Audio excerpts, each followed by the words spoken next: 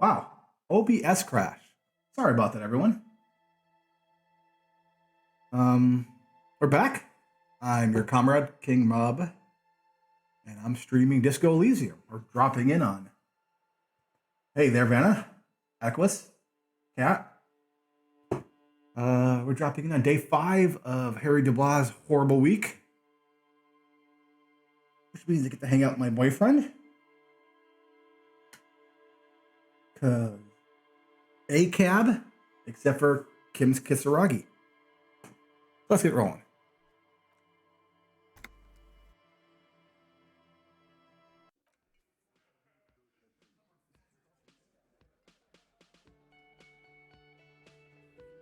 You know what? Let's check something.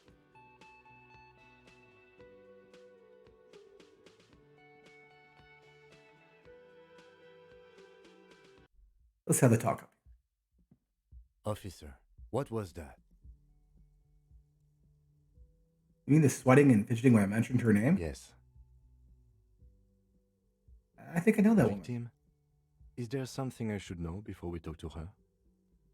Whatever you do, don't say the first thing.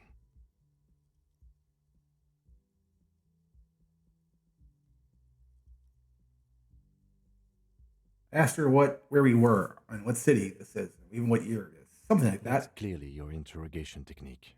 Anything else? She knows I did some pretty crazy stuff before I passed out. I partied hard and not very mentally healthily. So she overheard you? Or did you party together? I overheard me listening to music and doing weird things from her room, one next to yours. Anything else? She knows I don't remember being a cop. Okay, that's manageable. I met her in the hallway before I woke up. After I Understood. woke up. You were not in good shape on Monday. Let's move on. We'll be all right, Lieutenant. This is nothing. You feel fortified by his assurance. It's going to be all right. Is it though? Nothing? You're still in for a bumpy ride here. Try not to mess it up. Quick save. The door is closed. No. Who is it? Ooh. A woman's voice answers, muffled by the door. This is the police. Can we come in? Come on up. The door is open. I'm drying my hair.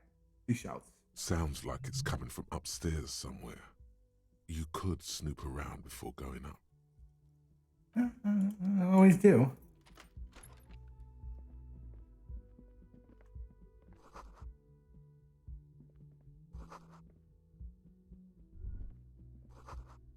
She made around 4 months of payments for this room.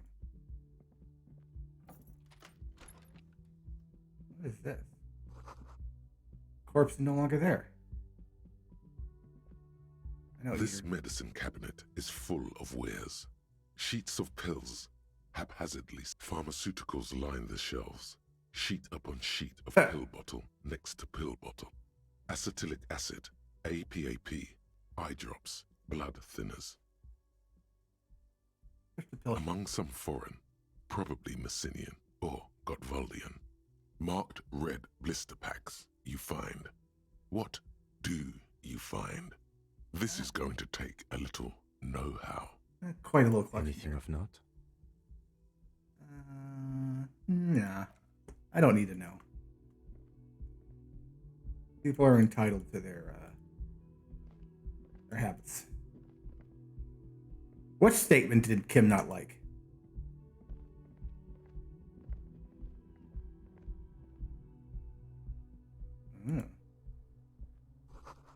That has been hastily made. Hang on. This is all cigarette folks smoke in the air. Astral. Menthol.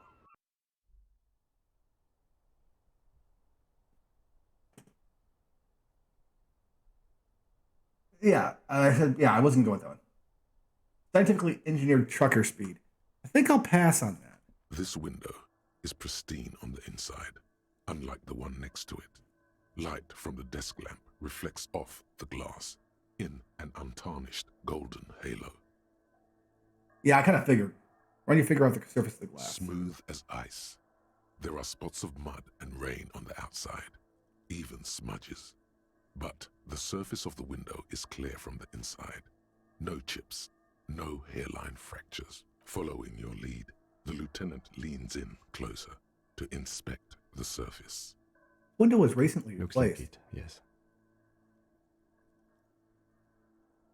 Hang on.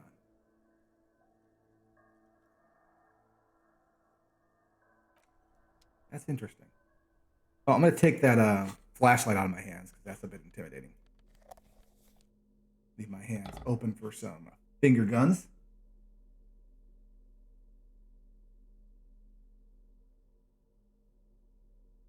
Okay. Sorry to keep you waiting. Cold coffee in an ashtray. It looks like a hedgehog. My ex used to smoke.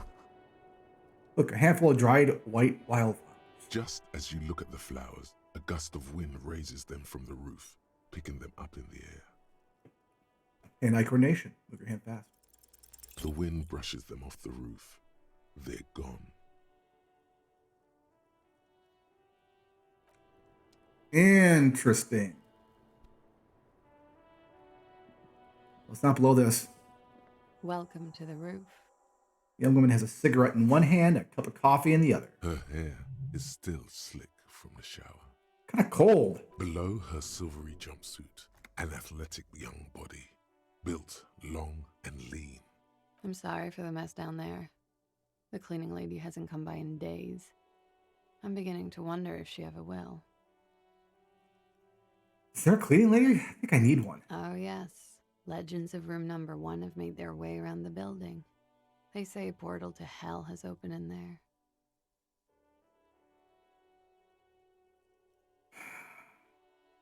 No, I just trust it. I know. That's probably also why the cleaning lady quit. I'm Kim Kitsuragi. I'm a detective from Precinct 57. I believe you have already met my colleague from Precinct 41. Have I ever? This is the biggest fan of ostentatious orchestrations I have seen in my life. And I have seen a few. Oh yeah. Life Clear. gets hard, but we go on. The chorus of the 35 single, megaphoning the entire human race, instills you with the fuck it all swagger that prompts one to plow into grannies on your morning stroll. How long do you think until the hard wears us down? Oh, I've got a couple of good years left on my warranty. She looks down at her body, shimmering in the silver jumpsuit. Miss, we are investigating the murder of the man down there. The people who put him there have asked us to talk to you. Huh. I see. She takes a pensive drag of her menthol cigarette. What could she be thinking of? It's hard to say. Her shoulders are relaxed, her eyes on the cigarette. Glad I fixed the strap finally. It's like she's disappointed this wasn't about more entertaining matters. What's your name, miss, for the record? Clausier Amondou. Same name that Titus gave you. Like her accent, it sounds Oranese. Oranese. Her birthmarks also signal Oranje. You don't know why, but Oranese girls tend to come speckled with them.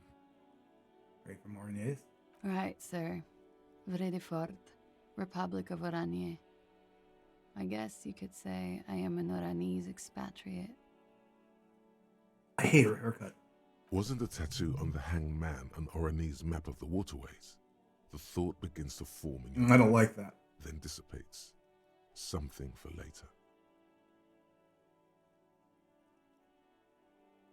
What is it? A bad memory, officer. Bad memory of what? Of lilacs and lightning. Parks, glass. Duraluminium. Vredefort is a conference city. It's always autumn there. And night.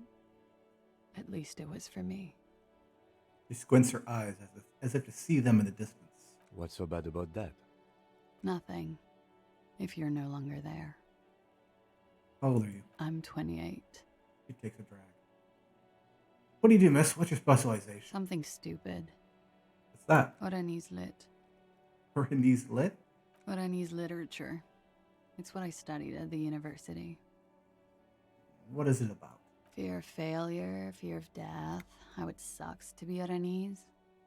All national literatures are. Only the name of the nation changes. What about Revacholian literature? People sometimes reveal things about themselves when they discuss such matters. Revacholian literature, too? No. Revacholian lit is about how magnificent and serious Revachol is. It's about how you have to save the world. Feel the urge to save the world, yes. I guess that's why I'm on this case. That's the natural state of the Revacholian hero. She breathes in the menthol-flavored fumes, savoring it, and breathes it out. She seems quite relaxed for a victim of assault. But, of course, what seems should not be your priority. Oranese lit. What do you do with it? Nothing. I do nothing with it. Cool. It's not very cool, but what can you do? That's it, for the record. The record. So official. Nice room you got here. Yeah. It's pretty deluxe. What are you doing here in the whirling in rags? I'm wintering. How long have you been staying here?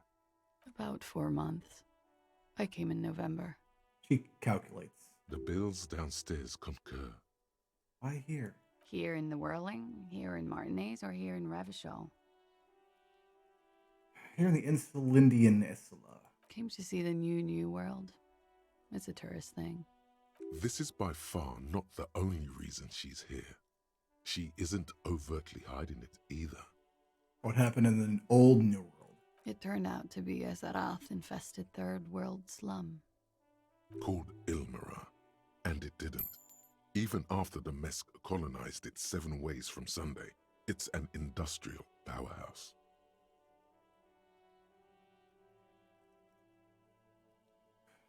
Window's new. It is. You move slightly to your left to check a reflection. An evasive maneuver. Ask a follow-up. When was it changed? During your stay? Yeah. I'm trying not to lie to you here. Stop making it hard. Okay, I'll cut you some slack. Thanks. She smiles, a sad smile like some miniature bird or a tiny field mouse. You hear the scribbling of the lieutenant's pen. Feels like success.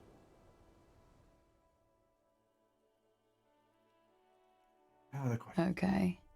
Watching herself reflected in the bedroom window, tall and sparkling and draped in smoke. I don't want to go to this. They tell us you were raped. It's a bit early in the morning for raped, isn't it? Not that early. She looks around. The sun has risen over the sea. People are rushing to work below. It is. It's murderously early. I'm amazed I'm awake. Why am I even awake? So, were you? I'm gonna go with not raped. I don't want to say that shit about him. By him, she must mean the victim. Tell them it's not my style. They'll have to, if they want to jazz up the charges, they'll have to get someone more, rapeable. Reaches for the word and shrugs. By they, she means the Hardy Boys. Are you saying that you were asked to tell us you were assaulted? Not explicitly, but I understood what they meant. It wouldn't hurt to spice things up a bit. Some assault and battery. Sexual assault, maybe. It was clear the latter would be spicier. What did happen between you and the victim? We partied. Got partying. What's your bloated face? The kind I do? With all due respect, sir, I think we partied a little harder than that. Harder than this? Keeps pointing your face. I didn't know it was physically possible. Oh, it is. You're still alive. What Point. did you do when you partied? We drank, sir. A lot. For weeks, basically. We had that effect on each other. We made each other drink harder. That's why I liked him. What else? Stimulants. Speed also has that effect, making you drink harder. And then drinking harder makes you do more speed. It's quite the combination. We also had sex. Were feelings involved? A little. The drugs were good enough, and we did enough of them. How did you two meet?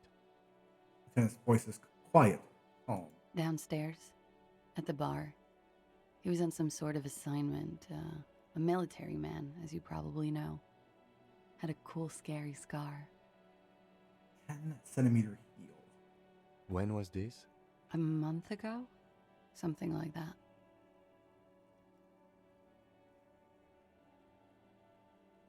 How do the Hardy Boys know you? They're frequent guests. Downstairs, they have a booth for union members. They're probably down there now. And how did you meet? Over drinks. It's been a long, boring winter. Did you party? A little, yeah. Awesome. Like you partied with the deceased? No, not as hard. I'm sorry to have to ask this, but have you had a physical relationship with any of the Hardy Boys? I have. Understood. She sips her coffee. Birds circle overhead. Titus asked you to spice things up for us. Pretty much. Here's a coffee cup in both hands. Warming them.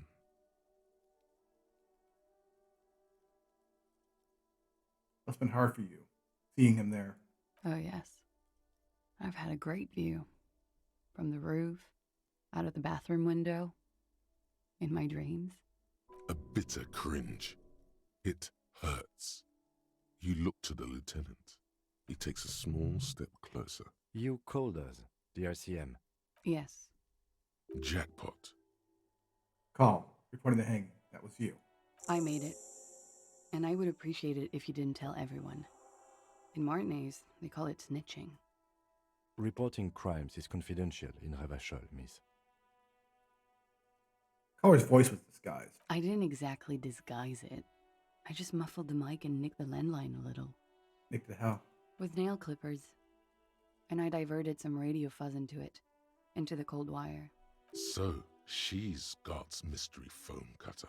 And in the process, you broke the landline. Did I? Fuck. I didn't mean to. I had no idea what I was doing. Jigsaw falling into place. This is satisfying. Good catch. I appreciate the symmetry. Still, that's pretty clever tampering.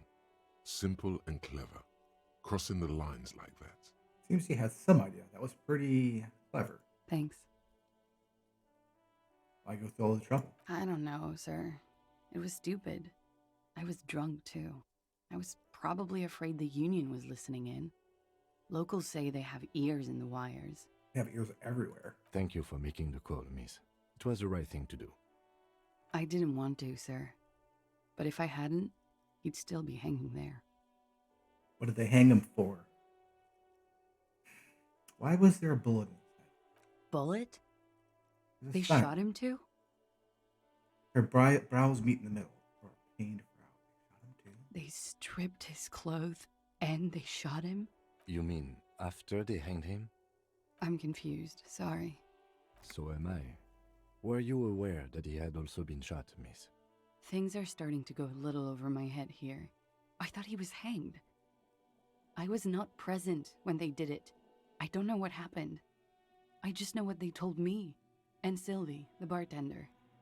This is beginning to get confusing for you too, and we don't like that. Where was she last Sunday night? Where were you when this happened? Cowering. I was cowering downstairs with Sylvie. What did they hang him for, if not the rape? He had something to do with the strike. One has been roiling since I got here. Rotten timing. But you probably know all about it. He thinks. And his role in this strike was what? I think he was in a security detail. He was ex-military, worked for Wild Pines, and against the Union. We didn't discuss work much, if you know what I mean. But I understood it was dangerous. And they lynched him for it? She nods. What can you tell me about him? Names, eyes, age. I'm sorry, I can't do it. Not right now. Later, maybe. I keep seeing him. Like he is now. I can't talk about his... I don't know. Hair. Other puff, more nervous. I know it's difficult, miss. We can return to it later. Thank you for telling us all this, miss. She breathes a silvery sigh of relief and weariness. The air on the roof feels humid. Should we head by downstairs, officer? We may have things to discuss there. Let's go. Fairweather T500. Remember that weakness you were looking for in the ceramic armor? Like, maybe it can only stop small, fast projectiles, but a large, slow-moving pry bar would shatter it? Or, if I run an electrical current through it, maybe it will melt. Or, personal favorite, frequency something something radio weapon? None of that would work. You need to shoot the part of the enemy that doesn't have Fairweather T500 on it, because the armor itself is invulnerable. Good news is, so are the armor pieces on you. Huh.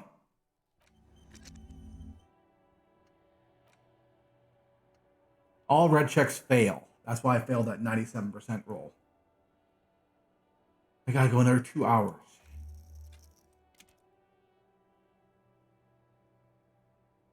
Okay. Let's pull it off. Hey, I've gone up.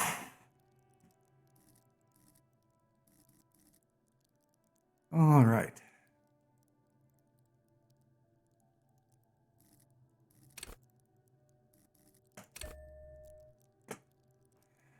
Ready, aim, fire. Yeah, get XCOM'd anyway. The same small, heavy door. No lock in sight. Where does this lead to? I don't know, Lieutenant Yefreiter. Makes a note. It is not the first closed door we found in this building. There is also your mysterious blue kitchen door. Think it's important? I don't know. The further we get, the more this building seems to be tied to the case. The vigilantes, the cadaver, and a number of people connected to the case are in or around this building. This door is part of it. It's not unimportant. The magnification of the door below are merging into a stereo in this I hate it when that happens. push. It's barred from the inside. You hear the bar rattle in the brackets. Sounds like it's heavy, too. Very sturdy. Must be something valuable inside to go through the trouble of protecting it. Oh, what do you want to talk? Oh, you gotta head downstairs. Looks like we have more to discuss with those so-called Hardy Boys. Half their reasoning just went out the window. You think this will make them cooperate? Nothing will make them respect the RCM, but it will disrupt the game they prepared for us. We just stripped off one layer of whatever it is. Her decision to not corroborate their story was definitely not part of the plan. Then why'd you tell us all? What else could she have done? Lie? She saw there was no way to lie and get away with it. I'm not sure she had to lie. I wouldn't have known. If not you, then me. It was a smart move from her. Something is off. You think so? She seemed forthcoming. Unusually so. Being forthcoming about some things is a good way to obscure other things. Yeah. The best liars are always forthcoming. Anyway, we should move. I suspect our investigation will bring us back here soon enough. Okay. Double pry bar. The same small, heavy door. Ah, doesn't even count.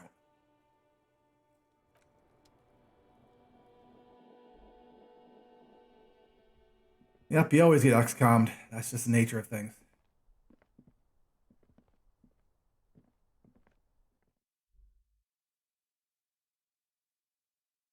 Now we're done talking. I'm gonna go take a peek at your drugs.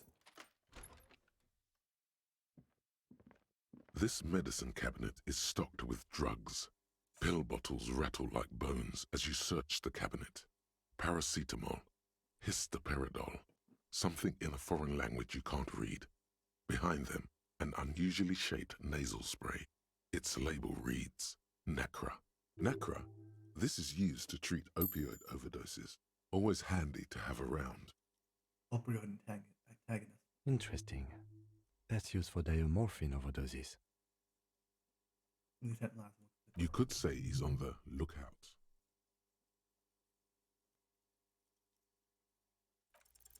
A bright orange bottle with Preptide stamped on it, in sunny, happy letters. Jackpot, baby. That's the stuff you're looking for. Your palms begin to sweat just holding that little plastic container. No, thank you. Looks exciting with this orange box. It's speed, man. Just what you were looking for. They call it dextroamphetamine and talk about psychological disorders. But what we're seeing here is some scientifically advanced trucker speed. Then I also see a brand called Preptide. Preptide, a euphemism for pharmaceutical amphetamine. Prescription speed. The fuck are you waiting for? Let's get super fucking preppy.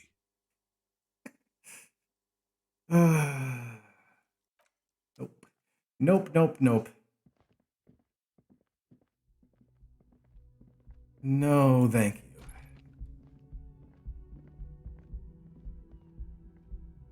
That's just going to lead to all sorts of nightmares, and I am not ready for it.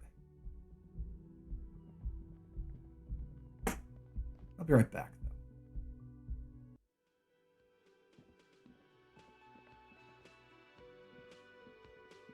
What do I got? I ain't taking that fucking meth. Okay. Can't talk about now. We need specifics. Escalator, which sector? Front Hardy Boys. Front Pigs at 10 o'clock. We got Tape of the Melody.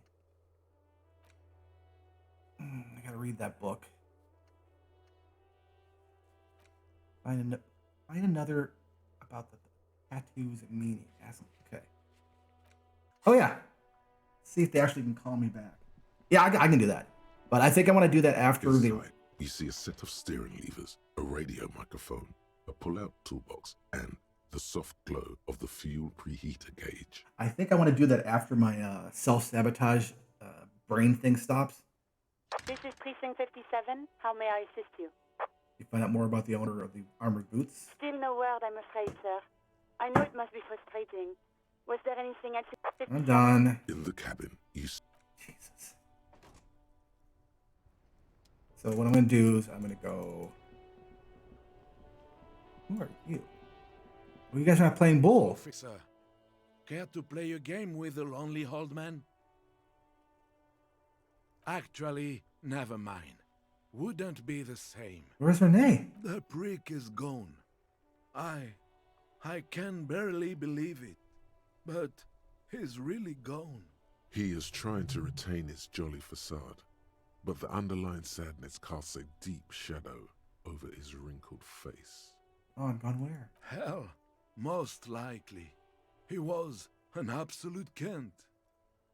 How did he die? Is that? His hungry little heart finally gave out. The dock workers found him in the guard booth this morning. Wasn't even supposed to be working for another week, but he just had to prove how tough he is. Wait, did he push himself to prove he can pull his weight and doesn't need handouts? Guess he was about to head home, 'cause when the dock workers found him, he was wearing civilian clothes and not the Kuketu uniform I saw him in all the time. Sometimes I thought he was wearing it just to piss me off. Now the joke's on him, 'cause he's gonna be buried without it. That means the uniform could still be in the guard booth. Something to keep in mind if you really plan to give yourself to Revachol. You think our conversation about his job pushed him to go out there? No. René was the most stubborn man in Revachol. Nothing you or I could say would ever push him to do anything. The man was completely immovable. Was he really that bad? I repeat, an absolute Kent. Even his old army buddies didn't want him around. He was like an old viper. Turns to look at the crater.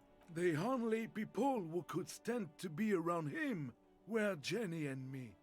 She saw something in him when we were just kids and... He paused. and she never lost sight of it. And I thought if the most beautiful being in the world can love him, then there must be something worth holding on to. Do you love him? We've hated each other our entire lives. So much, in fact, that... He fell silent with his eyes filling up with tears. Yes, I loved that angry prick. He didn't deserve it, but I did.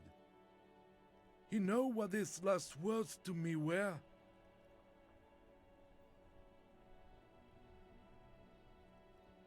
I think they're gonna like see you tomorrow, probably. In Guillaume's time, you'd have been shot without trial.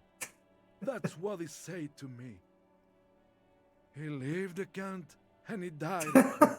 Let's leave it at that. You know what happened to his medals? I took them for myself. Good. Took them to remember that old cunt. Nobody knew him better than I did.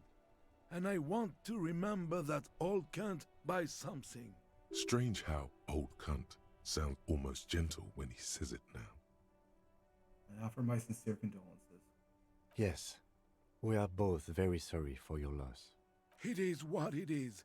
Part of life, really. But to know someone for 79 years, then one day they're just gone. I just don't know anymore. About anything, really. But you must need something. I'm gonna go over a few more things about Renee. That's okay. Yes? What about René? Offer my Yes. condolences. It is what it is. I just don't. Bye for now. Wow, so someone's been a little boring. What? Yes, my standard liege. Someone's seen all sorts of wild ideas pop off and thought, I'll take the boring one. The regular, please. The brown. Kim, am I boring? You? I wouldn't worry about that. He looks at you. See? You're so regular and vinyl brown, he doesn't even want to talk to you about it. Look, I'm just trying to do my job. No need for extravagance. Of course you do. Let's get right to it. My lord's coppo type is regular cop. I'll let everyone know. I'll send out a telefax. So be my capo type now? Yes, the type of cop you are, sire. Think of it as a caste, a class even, a nation of regular law officials that you belong to. It comes, of course, with the usual benefits. No need. Let's keep that announcement on standby for now. Good, good. Of course. To outright declare yourself something does seem a bit too interesting now, doesn't it? I won't trouble you any further. God, even my brain is smack talking me. Fuck.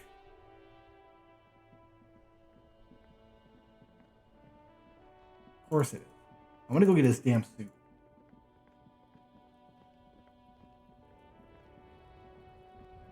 Of course my brain's shit talking me.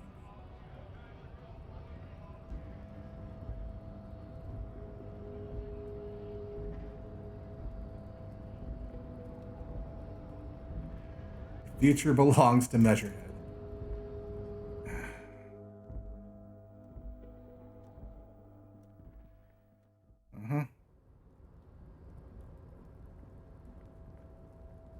I want to be buried in his damn suit. Come here. This is the night watchman's booth. The name on the door reads, René Arnaud. René left his uniform neatly folded on the table. Take it. It's just there. Who cares? It's not like anyone's gonna need it. Take the I uniform. suppose René is not going to be needing it anymore. It's a bit too colorful for my taste, though. I'm done. Fantastic. Try not to wear it with other similarly colorful clothes. What is this? Royal. Okay. Sure.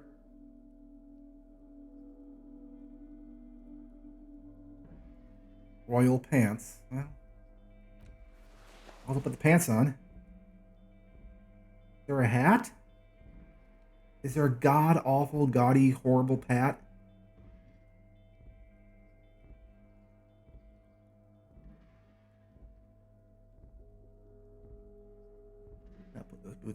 him. At least not yet.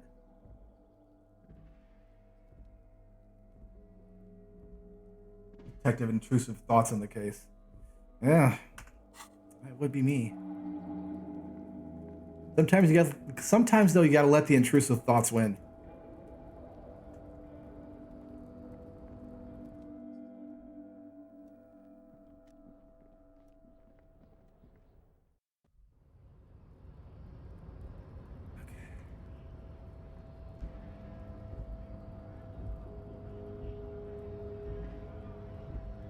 Something I'm feeling.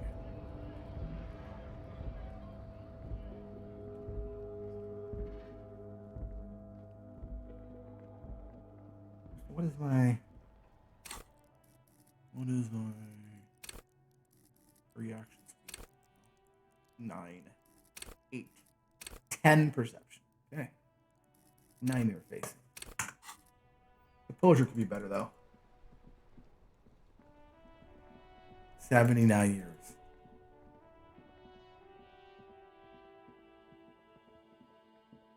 Lucky if you can get them. I will say that. Hello, hello. Let me know if I can help you with anything.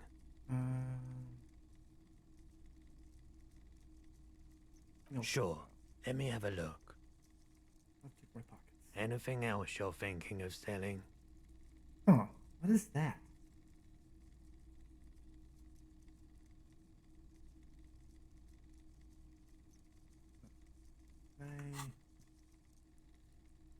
Is there another thing I can buy? What am I gonna Another time, sell? perhaps.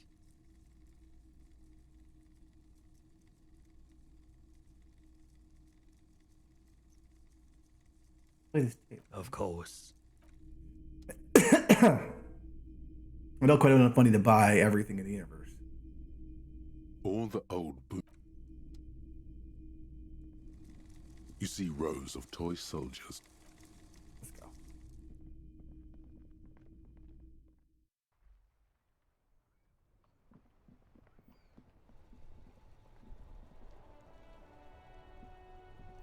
Let me go check something as well. I'm gonna get myself another drink. Be right back.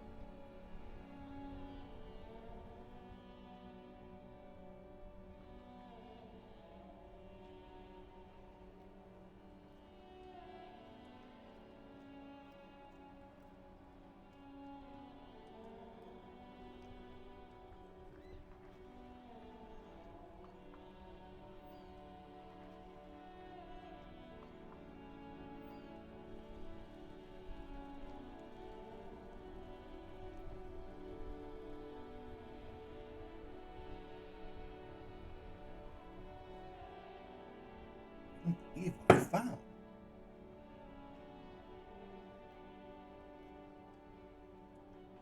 I found mysterious lab. Not so much a kitten anymore. Not turning into a big boy.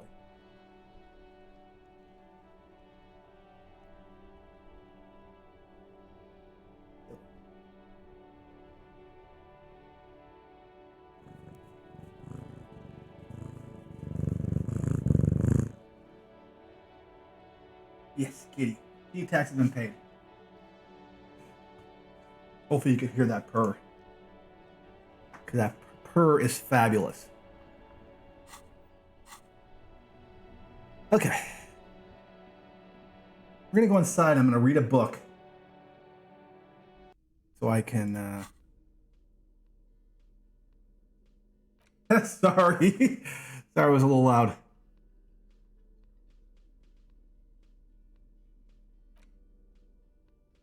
Greatest innocence. Here we go. The cover of this pocket-sized volume features a swirl of orange, yellow, and green. The title, A Brief Look at Inframaterialism, is set in an authoritative yet approachable serif font. You know they sell cordless Hitachi Magic wands now? Apropos of nothing. What an interesting color palette. It's vibrant, yet somehow leaves you ever so slightly nauseated. On the inside jacket flap, you find a brief summary. What is inframaterialism? A highly theoretical branch of Mazovian communism?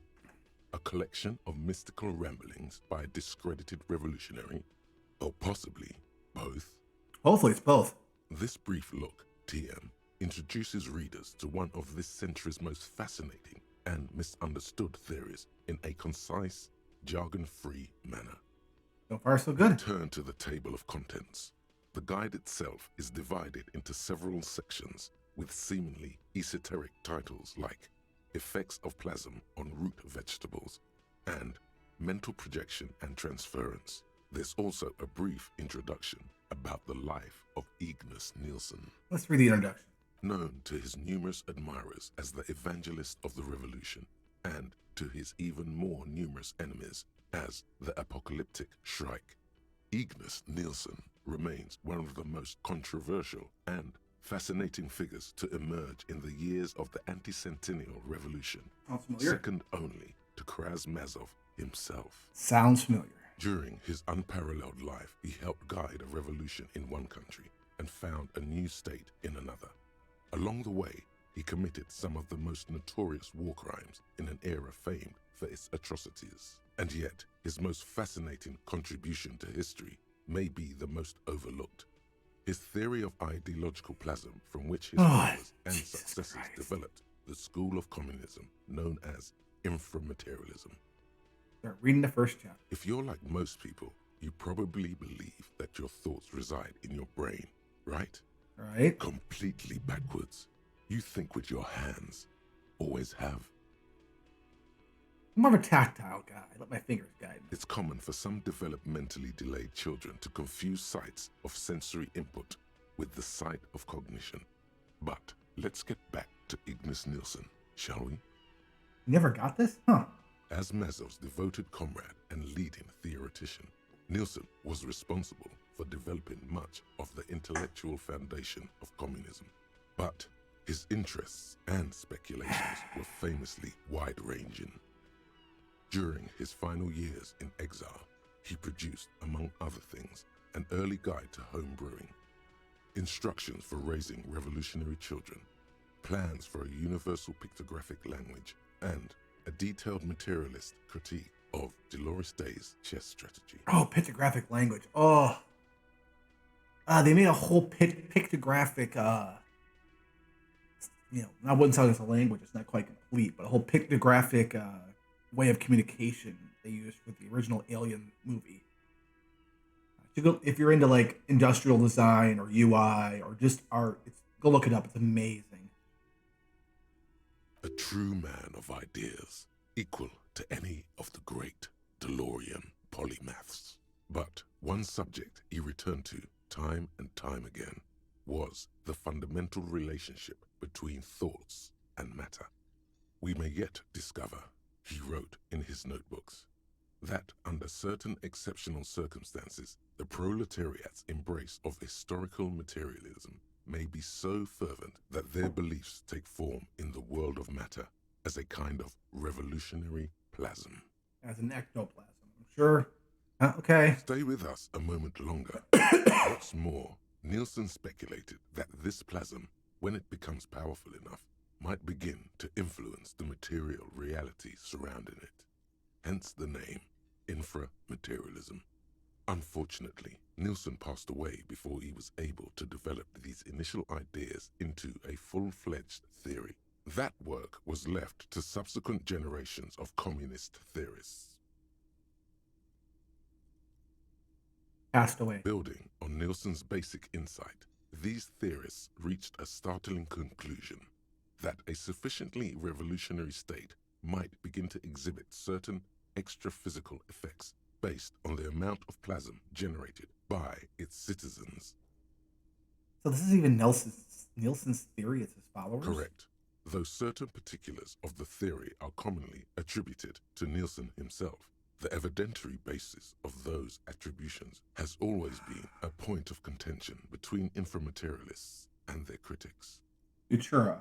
Is that the pictographic thing from Alien? Or are you talking about something else? At least people are saying that if enough people just believe in communism, it'll come true. The actual theory is highly technical, but for the purposes of this brief look, TM, that's a fine working definition of the concept. That's because this is absolute idiocy, not even worth engaging with. Let's hear about this extra-physical stuff. Inframaterialists divide the extra-physical effects of the revolutionary state by the level of plasm required to achieve them.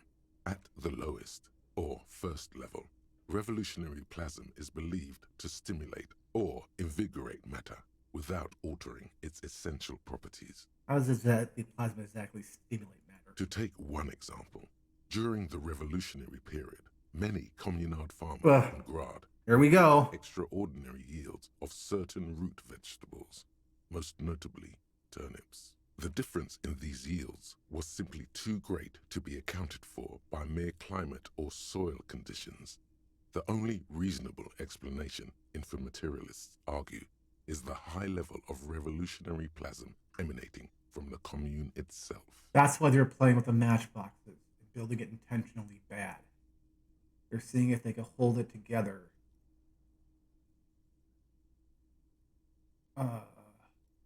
By just sheer belief in the plasm of communism. Yes. Yeah, the iconography in Alien. Yeah, that's what I'm talking about. Where they show, like, what all the buttons mean and the signs above doors mean. Even today, in parts of the SRV, there are collective farms whose root vegetable yields exceed those thought possible by capitalist agronomists. Who's to say the farmers aren't just cooking the books? Sounds like obvious SRV propaganda. It's also been postulated that plasm may account for the remarkably full and manly facial hair observed on some communist males. Don't. It's embarrassing. Of course, inframaterialists argue that revolutionary plasm may stimulate human physiology in other ways as well. In fact, reports from the revolutionary period claim that the most radically devoted communards were able to engage in vigorous intercourse for up to 8 hours at a time. Yeah, the notion, yeah, exactly. It's more nationalist exceptionalism. 8 hours at a time? 8 hours? There's no way. Your equipment would be mashed to jelly. No wonder the communards couldn't shoot straight. They were too shagged out. Hyper-productive vegetables and ultra-horny communards are fine. But this theory hasn't quite gotten strange enough for you. And on that note, you feel like you've gotten the general idea of inframaterialism, enough to carry on a basic conversation at least.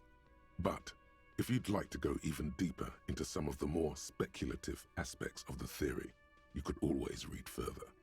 Of course you want to go deeper. What else are you here for?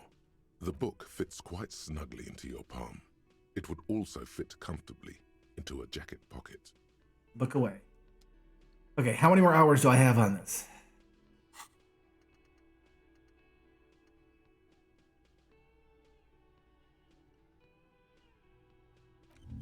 Oh, I was no longer working on it. Okay, let's keep reading.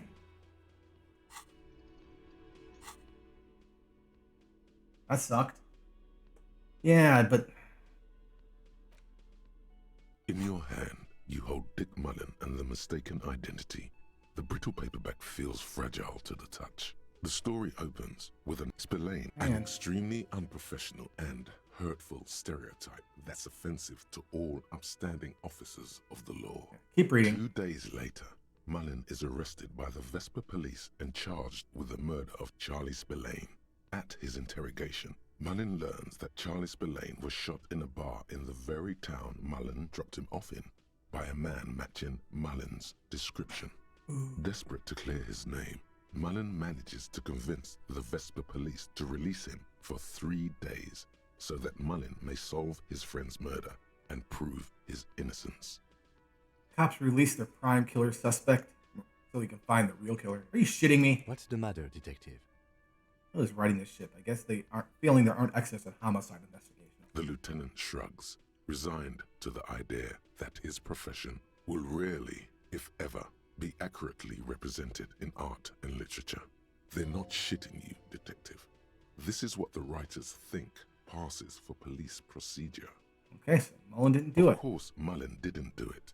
That's the whole premise of the book. Anyway, Mullen returns to the seaside bar where Spillane was murdered and meets a beautiful, mysterious woman named Diana Denerve. Now it's getting interesting. Denerve reveals that she was Spillane's lover and that he was mixed up with a local amphetamine smuggling operation. As soon as Mullen begins pulling at strings, the whole conspiracy begins to unravel. Not only is the local police captain in on the amphetamine ring, so is the son of a powerful politician and a strung-out art collector named Torvald, each of whom has his own reasons for wanting Spillane dead. What was that about, an art collector? Torvald, the art collector, is a strung-out mess. Frankly, it's hard to imagine him holding a pistol steady enough to actually hit someone, let alone plug them 3 times in the chest the way Spillane got did. That said, Torvald and Spillane have a long history, and while interrogating him, Mullen discovers that Torvald was once involved with Diana Denerve. Could it be that this is all over a sordid love triangle? That is a kitten. He is sleeping on my knee.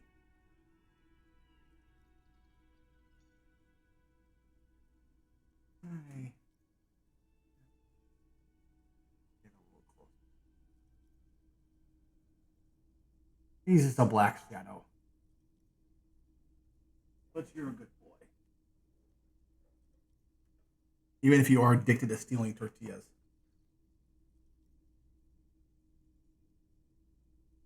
Alright. I'm going to hear about the politician's son. Typical privileged twat. In all likelihood, he's just in over his head. He does bear a personal grudge against Spillane, though, a former prosecutor who nearly brought down his father's administration. Sounds good. The kid doesn't exactly have Dick Mullen's manly build, but he is the correct height. And while interrogating him at his home, Mullen did notice a certain overcoat that looks suspiciously like his own. How about the police captain? Outwardly, the old police captain is a real law and order crypto-fascist, a barrel-chested man who's beaten his share of suspects to pulp. But he's also dirty and increasingly paranoid that someone's going to expose his role in the drug ring. He would certainly have the motive and the means, but the captain walks with a noticeable limp from an old war injury. Is it possible that he was able to conceal it long enough to commit the murder? Let's get on with the story. One evening, Diana Denerve comes to Mullen's hostel room in tears. The two of them drink half a bottle of vodka, and soon they're seeking comfort in each other's arms. Well, That testimony won't be admissible any longer. Nice. Get it, Mullen. As the two lovers share a post-coital cigarette, Deanna Deneuve turns to Mullen and says, "By the way, Dick, there was something else I meant to tell you. Always aim for the center of mass." Always aim for the center of mass. Whatever it is, Mullen never hears the words.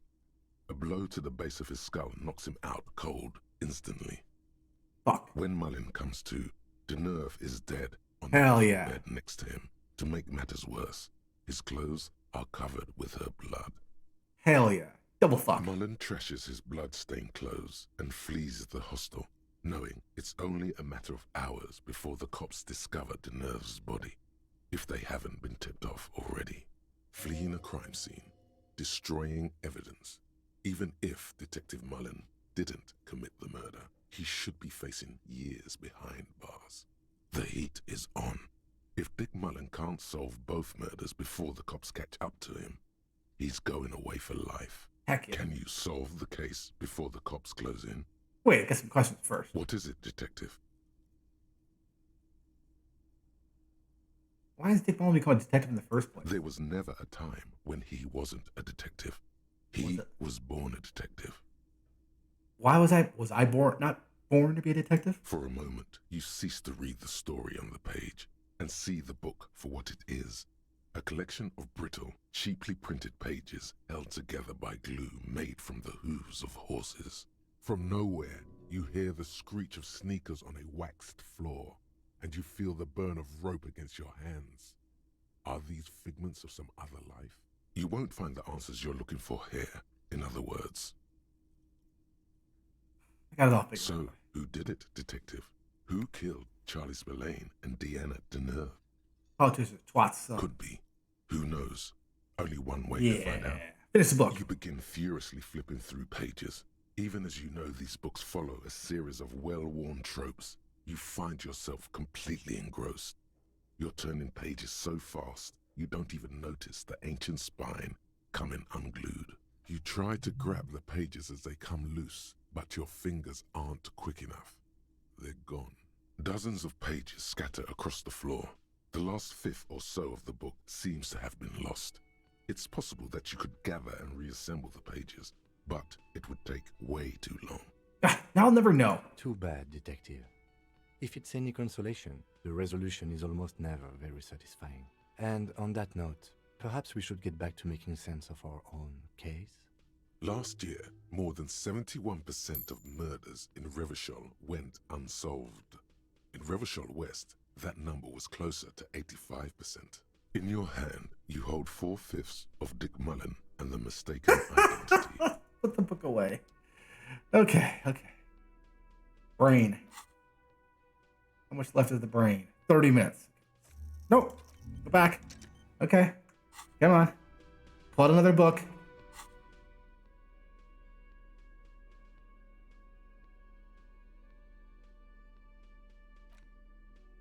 You spend a moment contemplating Keep reading. the cup. You flip forward a few pages until you come upon a chapter titled Mental Hell yeah. Projection and Transference. When a community has achieved a sufficiently high degree of revolutionary fervor, inframaterialists believe that second-level effects may be observed. At this second level, certain hyper-revolutionary individuals may even develop the ability to extend their thoughts into material space and vice versa. This means communists can read minds? According to inframaterialist theory, yes.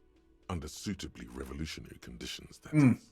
Of course. Of course, one doesn't need to be a communist to be attuned to the thoughts of your brothers and sisters. It's become something of a folk legend that during their final meeting, Nielsen and Mazov didn't speak a single word, preferring to sit in silence with their chamomile tea, reading one another's thoughts. That's probably not what happened. One of the minor tragedies of the late revolutionary period is that few reliable accounts survive. Much of what we know of the communards' activities during this period come from memoirs and second-hand accounts, some only written down decades after the fact, and of dubious authenticity. Hey, Kim, say we share a pretty special connection, right? I suppose we do work quite well together. You and me, we're always in the same way. That's why we're always finishing each other. Your words hang in the air as the lieutenant scribbles something in his notebook. At some point, he realizes you're waiting for him and looks up with a tightly knit brow. Sentences. The lieutenant looks at you evenly for a moment, then returns to his notebook without a word. Kim, you left me hanging. Did I? My bad, detective. Won't happen again.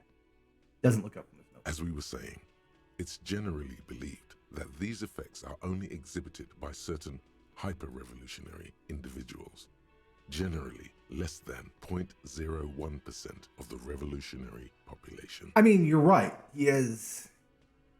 But is he clairvoyant, or is he remembering things, or is he just pale addled? And why these effects only work for hyper-revolutionary communists? Because plasm has never been directly observed, the exact mechanism behind these effects remains entirely speculative. Actually, that works. Okay. In other words, there's no evidence that any of this mind-reading stuff is real. Wait, if there's no evidence, then how can it be true? Most inframaterialists would argue that the inability of skeptics to detect plasm is simply evidence of their own insufficient revolutionary enthusiasm. Don't be a moralist. There you have it, a perfectly unfalsifiable loop. The theory is impossible to disprove on its own grounds, meaning it's hardly a theory at all. This should be more than enough for a stimulating discussion. That said, if you're still yearning for more, Put the book away. 8 minutes. Mother of Pearl. Handled vibrators. you spend a moment Finish the book. through the next several sections until you arrive at the final chapter, titled A Communism Above Reality. When a society's revolutionary fervor reaches the third and highest level, inframaterialist theoreticians have postulated that the laws of physics cease to be laws. What do they become More then? like suggestions, according to some of the SRV's leading inframaterialists. Of course, it's impossible to say what exactly happens under these conditions. No known society has ever achieved the levels of revolutionary enthusiasm the theory seems to require. Some inframaterialists have even argued that it might require more plasm than humanity alone may be capable of producing.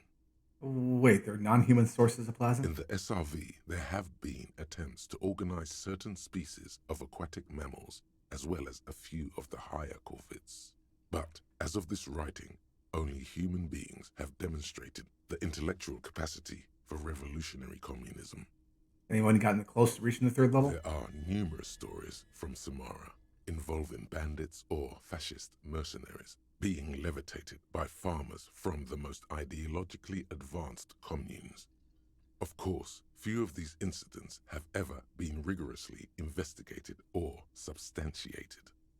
Of course. The form of these stories also recalls several well-known Samaran folk tales, in particular, the one commonly known as Clever Oleg and the Flying Magistrate. Among known attempts to channel third-level capabilities, the most well-documented is the curious case of Coalition warship Debutante. I gotta know what that's about. It concerns an interesting series of events that took place during the invasion of Revachol.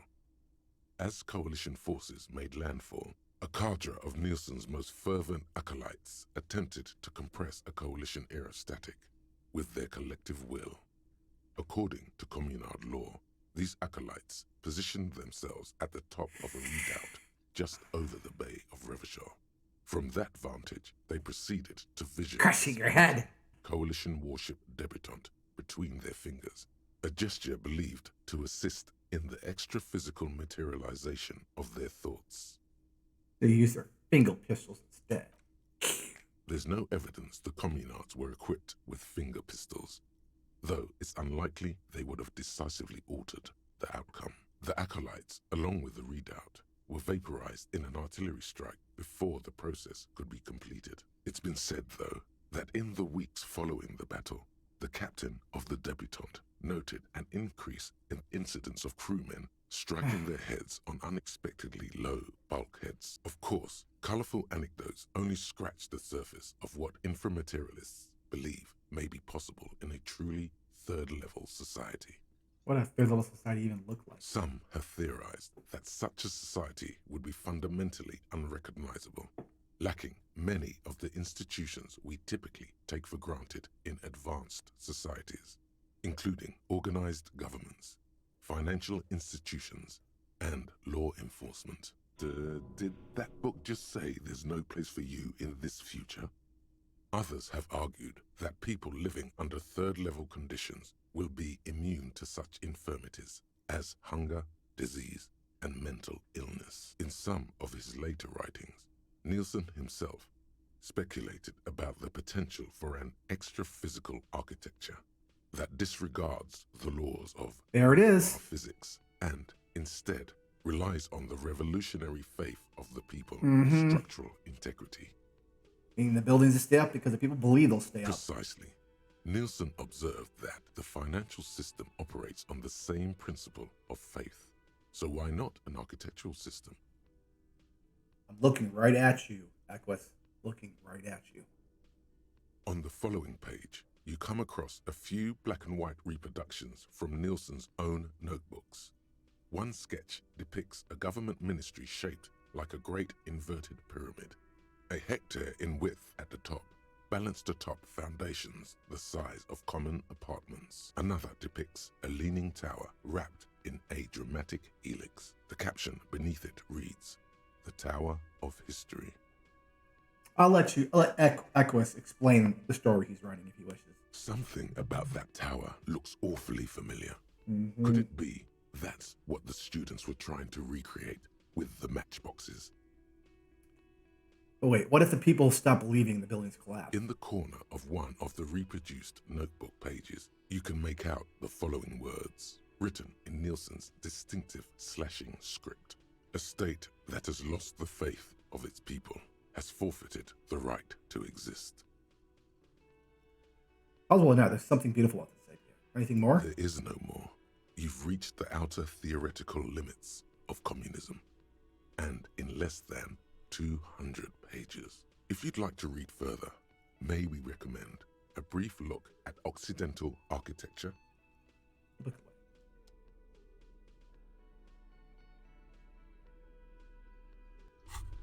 There we go. The Precarious World. How not to lose. It is impossible not to. The world is balanced on the edge of a knife. It's a game of frayed nerves. You're pushed on by numbers and punitive measures, pain, rejection, and unpaid bills. You can either play or you can crawl under a boat and waste away.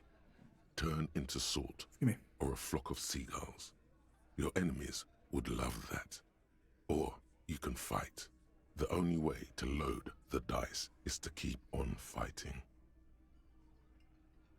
Nice. Nice. I like that.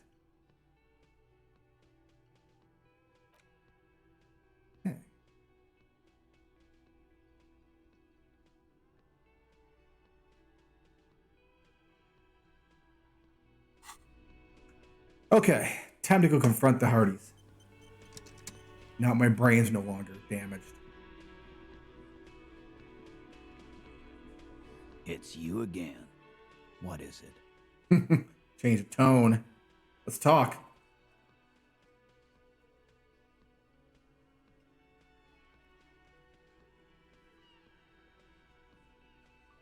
Let's go over the rape victim again. Again? Seriously, man. Enough. Fine. Fire away. Yeah, whatever. I talked to Joyce. The merc you hanged and his friends are coming for you. Yeah. By friends, you mean his squad mates from Cronell. Wouldn't want to beat up his grandma. They formed some kind of tribunal and they're coming for you. This is what happens if you take the law into your own hands. Other people start doing it too. Let them come. The Hardy Boys are right fucking here. Okay. You heard the man. Right here. We're armed. We got the whole district behind us, and Glenn. Glenn is fucking crazy. Yeah, a well-oiled murder machine. Punches Blondie on the shoulder. The mood is on the rise. They're feeling confident, ready to punch out the whole Merc platoon. Royce says they're gone rogue. Nobody's controlling them. Big fucking surprise. They hire psycho scum, arm them to the teeth, and let them loose in the city. Oh. What do you think is gonna happen? What is going on? One moment here. Ooh, really bad buffering. What is going on with my connection?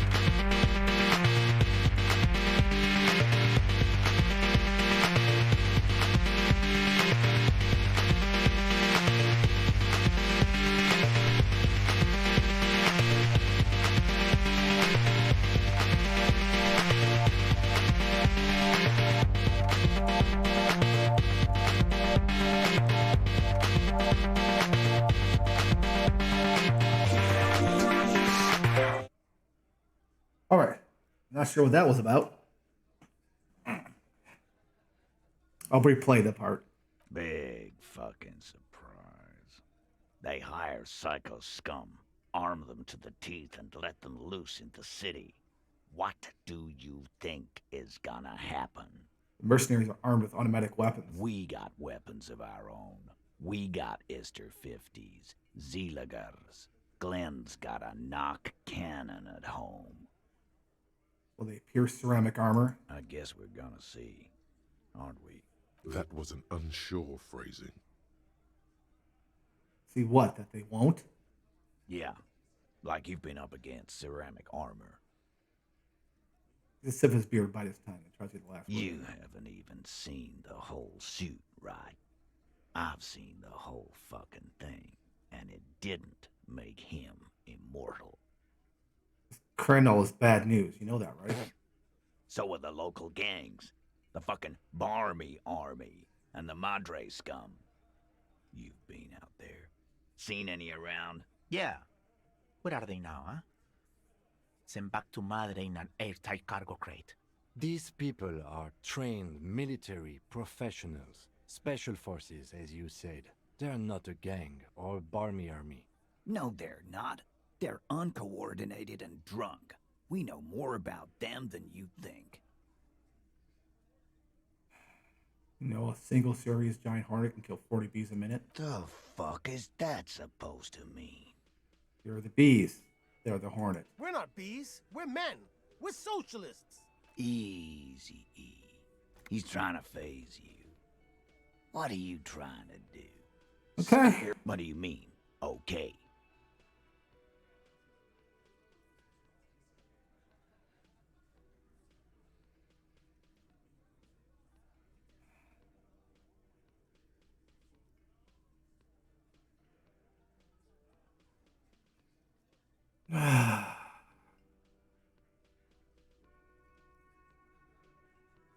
mean, okay. I got one more gun on your side. Once I find mine, I lost it. We don't need you or your lost gun. We all have our guns. We'll just use those if it's okay with you. Lost gun or not, you're going to need help. We are offering it. Okay, I accept the offer, but I'll believe it when I see it. She says she wasn't. Fuck! I knew that fucking whore couldn't be trusted. For the record, Titus Hardy did not explicitly specify the victim as a whore, nor did he say anything about trusting her. Oh, shut up and stay out of this, Liz. He raped her. He was out of his fucking mind. You have no idea. She's just in denial, asshole. You don't understand the traumatic experience. She's shutting down, and she doesn't fucking trust you. Yeah, she's crazy, you know. A crazy bitch. You know the type. Shanky. She's fucked up. This is a diversion.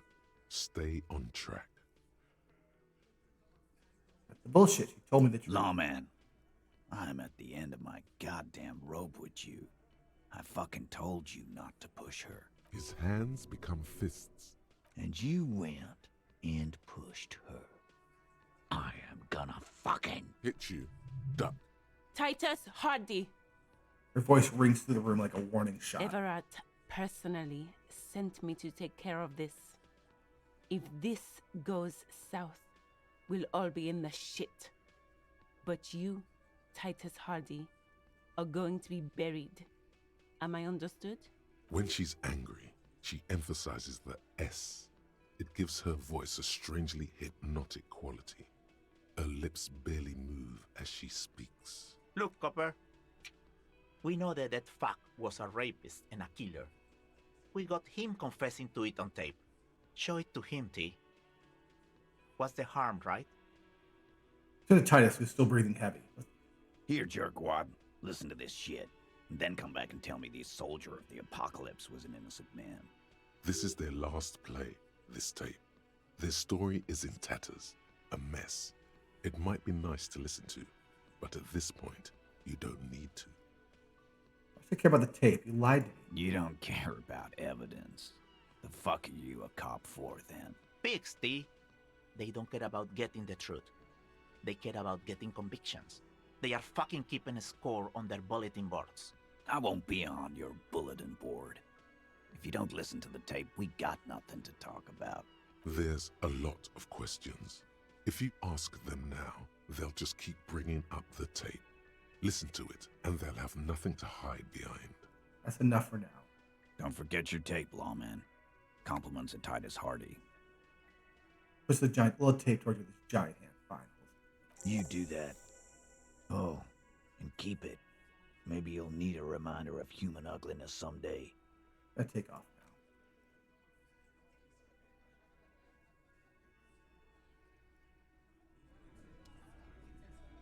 now. Ooh.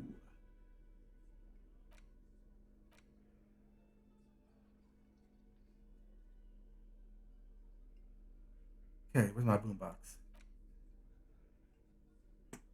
Let's traumatize everyone.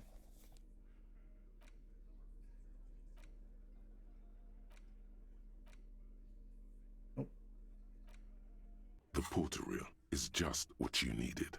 The reels attach to the apparatus with a satisfying click.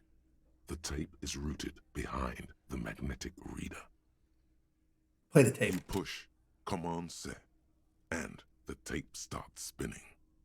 Violent static and machine sounds fill the air. This isn't Revachol. This is a fucking village. I can almost see the elephants.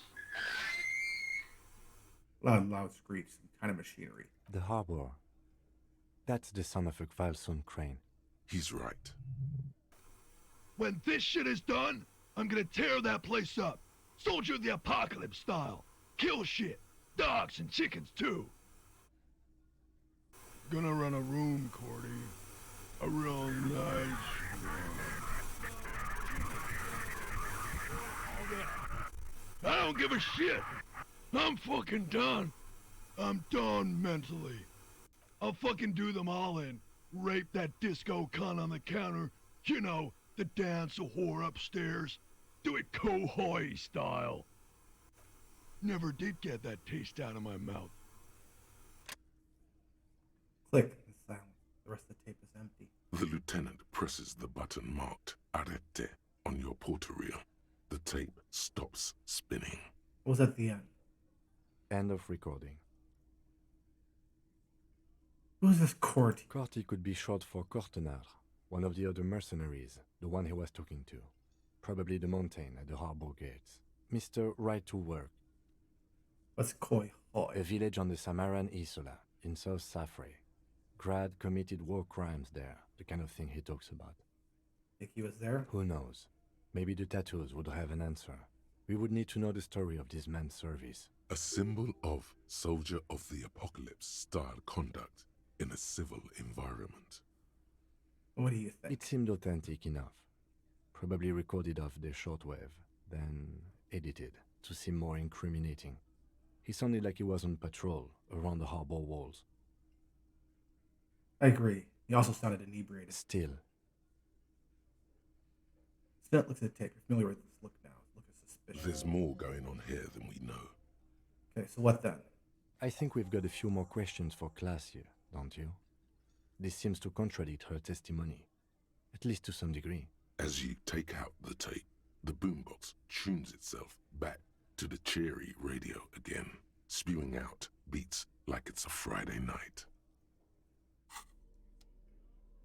It's always a Friday night.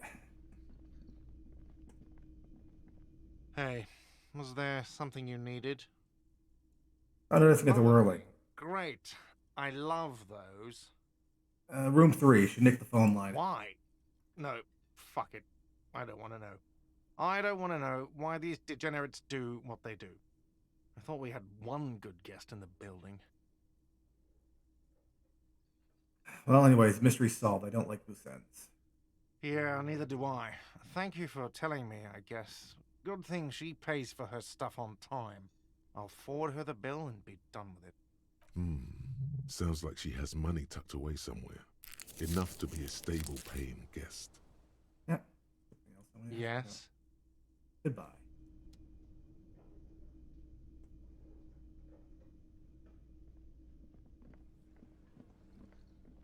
You see a heavy steel door. It could be connected to the... Yep. I'm not gonna eat the stew here tonight. I was cooking feet in it. Let's see what's left on my list of things. Dead man. Find the murder weapon.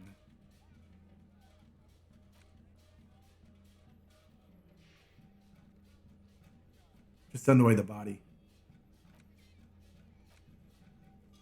I want the tattoos.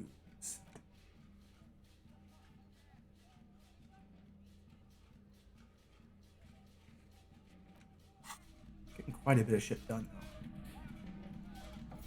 Let's see if she's willing to talk to me.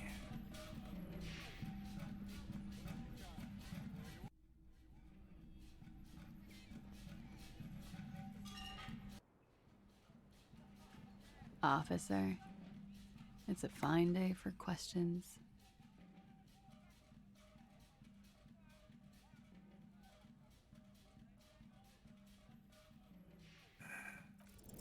She Fail. goes back. Time moves slowly.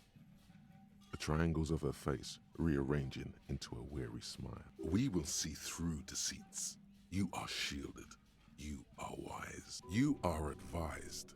There are muscles on long white bones that line her limbs, just below the silver jumpsuit.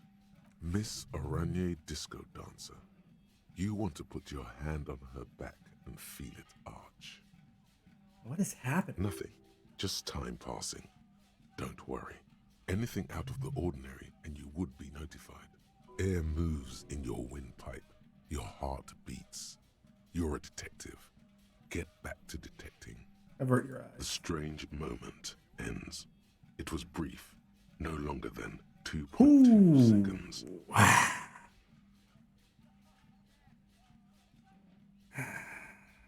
Let's talk more about this. Not my so-called favorite assault. topic, but okay. Thank you for telling us all this. How about we, change this? She puts her coffee cup down with a soft ring as the porcelain meets the metal table. Let's do this. Did he? Well, I never said he was a good man, or that he had good intentions. Only that he was never bad to me. She doesn't care. If anything, she sounds amused. this tape specifically identifies you as a target. Where did they get this recording exactly? It's intercepted radio chatter of the deceased, recorded via a de-encryption station. It's authentic enough. Does he say he's gonna do it Soldier of the Apocalypse style? She arches her brow. Those are the exact words he used. Yeah. That was practically his pickup line. Please come back up. Did he say whores a lot? Was he pretty much on the verge of doing it Kohoi style? Kohoi was mentioned. He wasn't actually there. He didn't do a tour, or at least didn't tell me he did. Would have been overkill anyway. He lived his own little Kohoi. It wasn't his everything. Why do you say things like that? Machismo? Yes, was he bragging? Oh no, I'm pretty sure he did all those things. Then integrated them into his idea of normalcy. To keep on living. Until they just sort of turn into his, what's the word I'm looking for? She's quite observant about the human character. Trained to observe, even. You learned this from studying on these lit. Sounds like a lot. People who go to university know how to use words like internalize and integrate, officer. Now, what was that expression? There's more to this. She has an index in her head of pathologies and how to exploit them. I can almost see her turn the pages. Persona? Running joke. I was gonna say running joke. No. And it sounds like you didn't even get the good bits. Lely's punchlines got way, way funkier than that. He was like the Seminoles conflict, the Kohoi massacre, and the 36 famine in Yezut all rolled into one person, then cast in Orani's ceramic armor, which he wore in bed and in the shower. Aren't you afraid? Afraid of what? That tape the Hardy Boys recorded? Your mother probably never told you this, but girls are evil. Had I the physical robustness and social support, I'd be in Kohoi. I would be tearing it up Soldier of the Apocalypse style. Did he tell you he had actually done any of those things? In Martinez, I mean? No. We were too busy laying waste to our own nervous systems to direct any of the fury outward. He seemed happy, I guess. At ease. As much as a man like him could be. What kind of man was he? Before you go, ask for details. She seems okay to talk about it. Thank you for clearing that up, miss. Whenever you're ready. I'm interested to hear what Titus Hardy has to say now. She takes a very small sip of her coffee and smiles. Now she has more time. Can you tell us more about the victim? Like, for example, his name? Actually, officer, I didn't know his name. I just called him Lely. A nickname? I guess. He came from Lelystad. It's short for that. And it was his army name, apparently. He said his real name wasn't his. I tried to pry it out of him, but it was no use. Not sure what she did. Hey, follow. Either she's some kind of operative, or she's just a very smart and very well-read and intelligent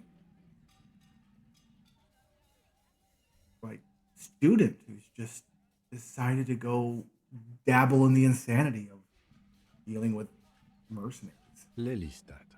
That's a good start. We have a few questions you can help us with. A few things a field autopsy alone can't answer. The young woman cranes her neck, trying to catch a glimpse of the page the lieutenant passed to you. Yes. On it is a Bring list of autopsy observations recorded neatly in blue ink. Yes. Everything left to be clarified is in the column on the left. That tattoo. What did it mean? Oh, that. What did it represent? You know? It was a map of his life and the places he visited as a soldier. It was mostly for showing off to chicks, though.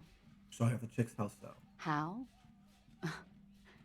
Imagine him lying in bed, freakish musculature laid out on the sheets. Scarred, of course. Tattooed. The sheets are dirty for some reason. Is this Orani's lit? Don't get me wrong. He's smoking and drinking, of course. And his chest and shoulders and arms are studded with stars. Tens, hundreds of them. Maybe even thousands. And the woman goes like, "What was this, baby?" He points the air with a sharp nail, picking out a imaginary tattoo star. And he says, "That was too hardcore. Don't ask me about that." So she goes, "Okay, but what's this, baby?" And he's like, "Saw some bat shit there. Killed some loincloths." And so it goes. Star after star, port after port, third world country after third world country. And he's done horrible things in every single one of them. You were the woman in this. Oh, yeah. Tell me precisely what these mean. No, thank you. I've seen enough of him dead. I can tell you what they meant without looking at them. Pour yourself some more coffee. Go on. He was a blue-eyed boy with thick arms, from a small town. He was also poor, and the government of Orania needed some people killed, so they turned him into a grotesque killer. For money. He went to Killer Academy in Vredefort. Then he killed some people in the Seminine Islands. And on other islands, too. All of the islands. After this, he came to Revachol and got killed himself. Not a very fun story. It is when you're high.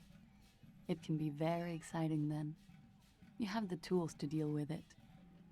It's not a very nice story to remember when you're sober. Where is Lily's? Change of topic? Where's Lilystad, the place I mean? In Oranje, officer. It's, I think municipality is the term. A nowhere town there.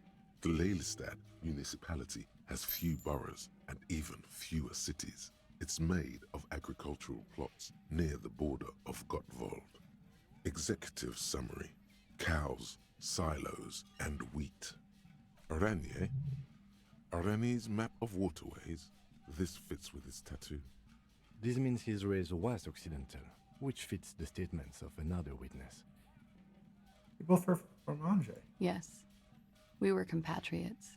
Did that bring you together? No. He was too old for that. And from another part of Oranjenrijk. I didn't even understand his accent. What brought us together wasn't Oranje.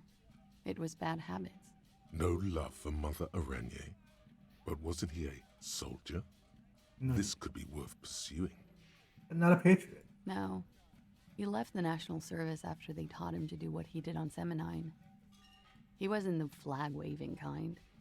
He was the making money, killing people kind. He was by no means a stupid man.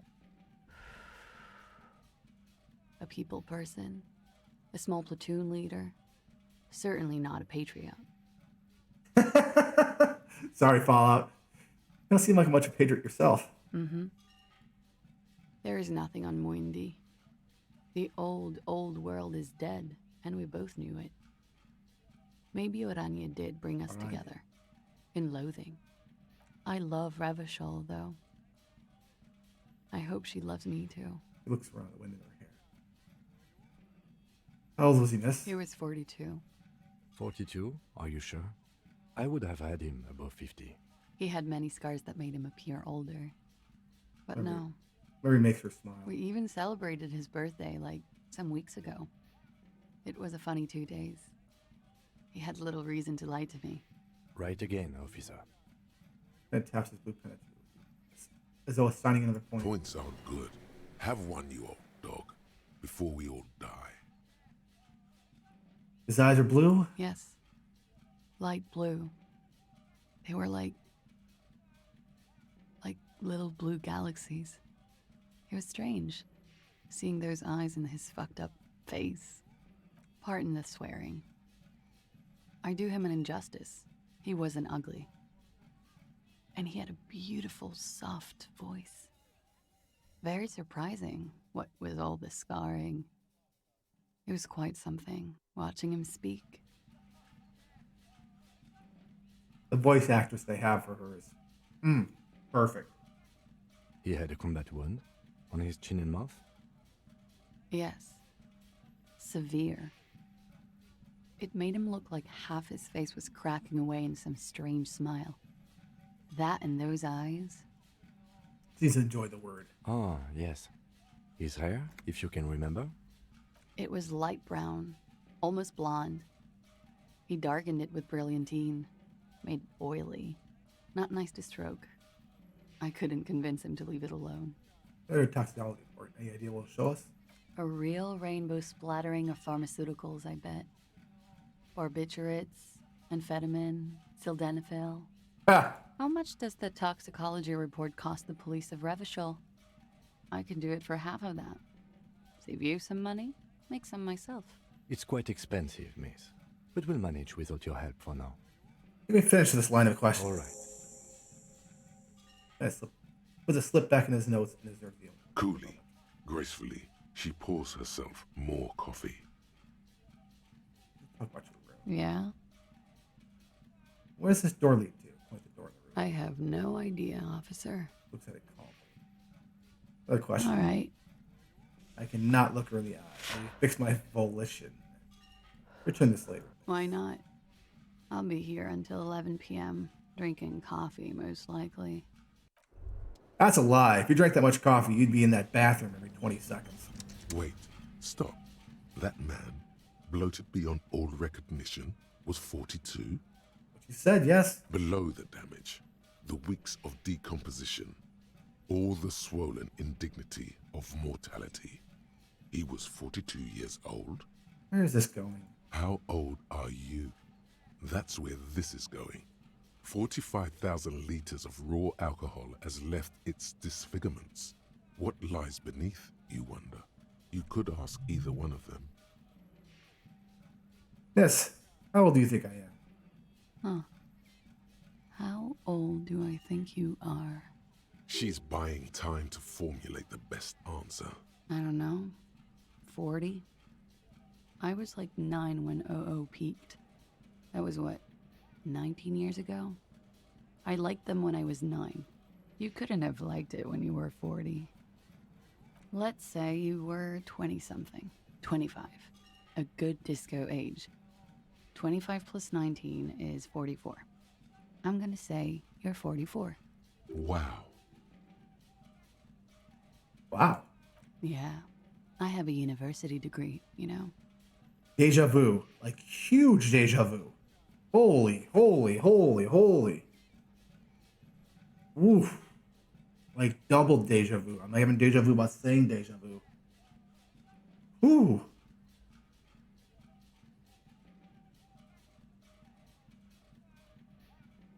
Hmm. 44, I'm young. Absolutely. Age is just a number, man. Yes, miss, but for him that number is 56. Wait. This requires scientific measurements. Bring it on. I'm not afraid of the truth. To the laboratorium.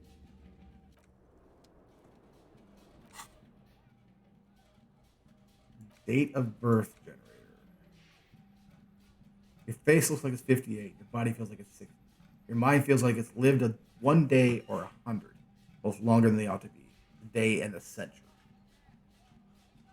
But for how long has this thing attached to your sentience walked the planet's crust? Time to start racking those brains of yours, Elder One. When and where were you born? I think I'm good. What I think I need to do is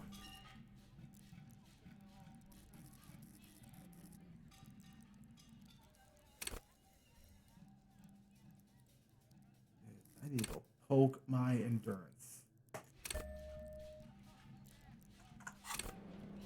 All right, I've learned some things.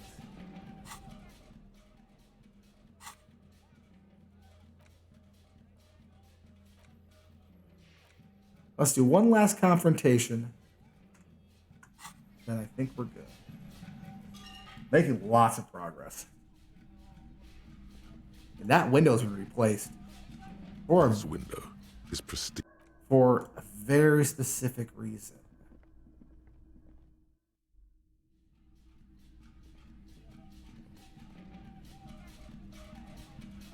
I gotta put away that boombox. It's killing me. It is hilarious, but it's killing me.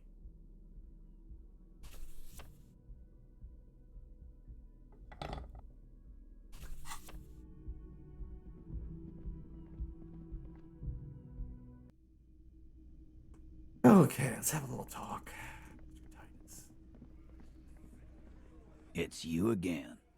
What is it? Here to ruin your fucking day.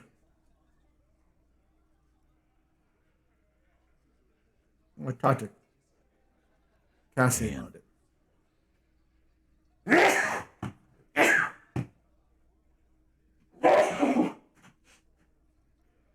Talked to her about the tape. He tenses immediately. Chest tightens. Jaw sets. Ready for another blow. And nothing. She stands by what she said. That fucking fucker. You're the worst cops in Revachol. I gave you gold on that tape. He stares at his beard for 2 seconds and turns to you. That fucker wasn't aimed at you. It was at her. Pretty much laughed it off, Titus. Fucking fuckity fucker. And what did she say then? That it's fine. People are supposed to be like that. She said she'd like to be a little door gunner herself if she could. Yes. In fact, I think she thought it was a little funny. Funny?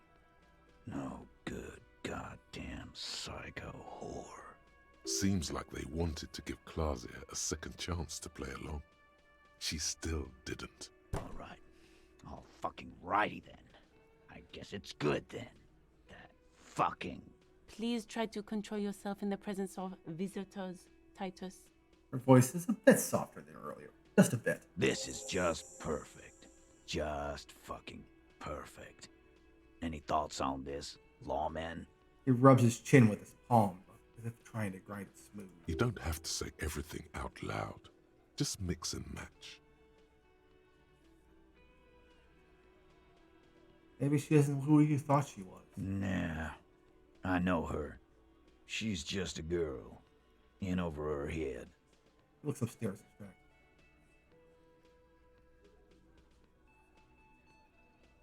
She's not some helpless girl. She handled the mercenary well enough. Handled him? She got into some stupid shit with that guy. Shit we had to take care of. Yes, we heard all about it, and the fact still stands. You were more disturbed by the tape than her. Maybe she's... Nah. I know her. She's just handled him. Yes, we heard all about it, and the fact still Be stands. straight with me. You What were- really I happened? already told you. We fucking hanged him. He puts his giant face in his hand inside. There's less gusto in his voice now. His men, too, are growing increasingly silent. The man is slowing down. Looks like a bad blood sugar crash. He can't keep track of all the variables anymore. Come on, Titus. We know you didn't hang him. He was shot. I know you're tired. So am I. Why don't you just... You know what? I am tired. I'm tired of you and the whore upstairs. Gets closer. Next time you see her, tell her Titus said, Fuck off! He throws his beer can down. that lying, scamming. We're done. This is over. You understand? Your little investigation is over. Yeah. There's sounds in the room. Ellen begins saying something, then thinks it's best not. On the floor, beer drips out of the can into a small puddle. No one does anything about it. What is this quiet funeral shit? All we need is some beers in us. Bartender, 20 beers for the Dock Workers Union. Why do we make it 40, huh? Why do we make it 100 beers? You're not loud enough. 100 beers? Now we're talking. Hoppity hop over here, cafeteria manager. Oh, look at that. Whew. Let's do it. Titus, you're being manipulated. Convince Titus he's being manipulated. You should know by now. Titus Hardy will never falter. But you know someone who might. Fat Angus, the powerful guy. Mr. All Muscle. The time has come. Put him in the pressure cooker. Just remember, it's about more than Glasia. It's about these men and Martinez. Their district. Their responsibility. That's it. Case closed. We're going home, Kim. Huh? He'll get it. Go on. Write down, Kim. The Martinez, they kill you just because they don't like you. Got it. Kill you because they don't like you. All because... Takes out his notebook. Because of some chick. Bring that up one more time, and you won't get to write that report. He wins. It's involuntary. Yes, I understand, Alain. That's your name, right, Alain? You'll kill us. That's what they do in the wild north. Then they'll just hang you, like a Dark Ages, like a display of your corpse. It wasn't that. It wasn't... We just couldn't get him down, okay? That man says with a wheeze. That's it. That's the weak one. You flushed him out. Officer, you will be next if you don't shut up. The old man reaches for his belt. His voice is strangely calm. Firearm. A Glass 08 or a 38 caliber pistol.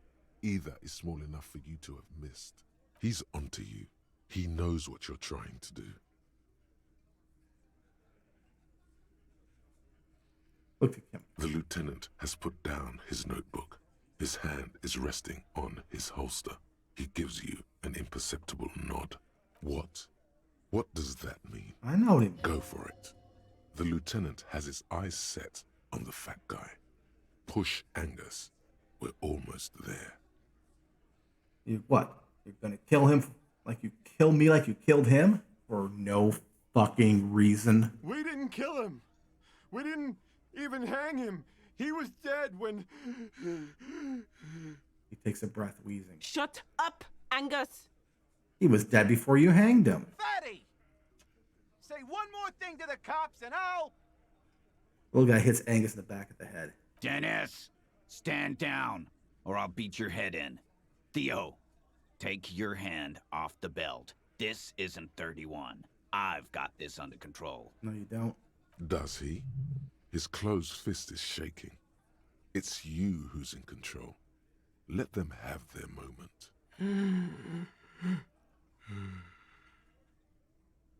The room falls quiet. So quiet you can hear Angus wheeze.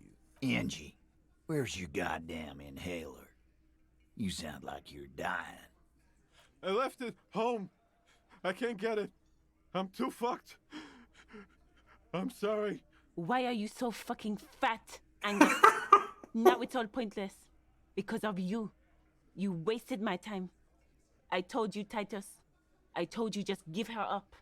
Lizzie, your help is no longer needed here. Go tell Everard. Turns to the fixer. Fine. I'll tell him. After a long walk along the coast. He walks off without working back. You're in. He's all yours. Questions?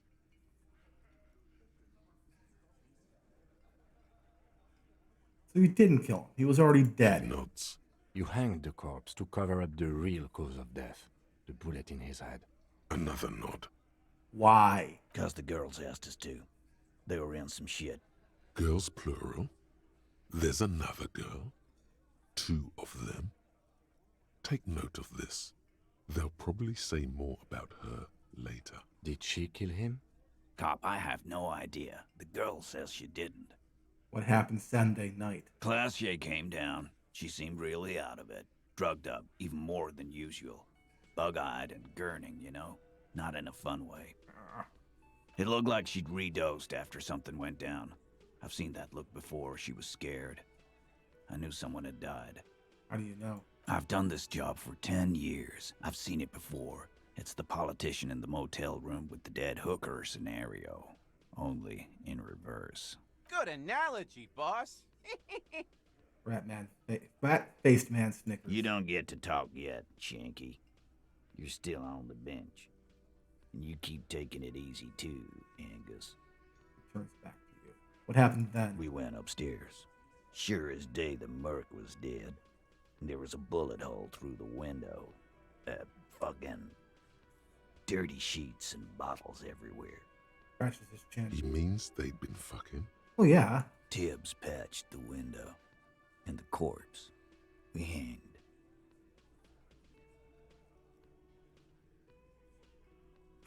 Who's Tibbs, the Ace Hardy? Nah, he's my brother.